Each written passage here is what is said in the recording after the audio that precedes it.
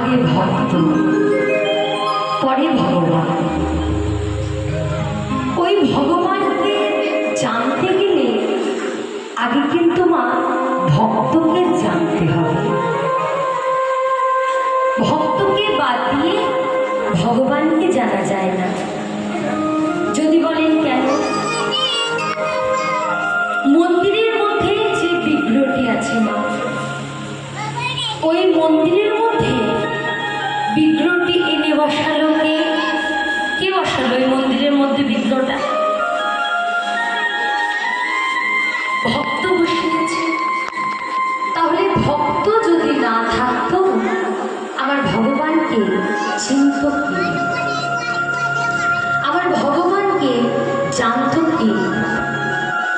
আমরা কথায় কথায় বলি মা ভক্তাধীন ভগবান।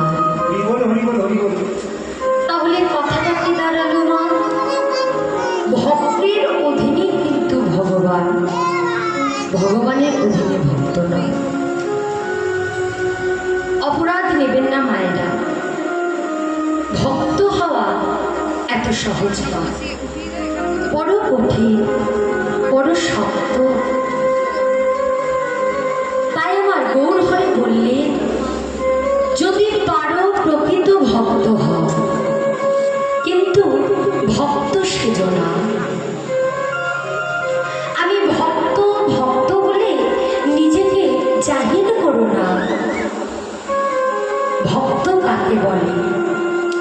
ভক্তের স্বভাব কেমন হওয়া উচিত? ভক্তের লক্ষ্য কি? ভক্ত কত শক্তিধর। বৈষ্ণব মহাজন বললেন, কি বললেন মা জানেন? আজ জয় জয়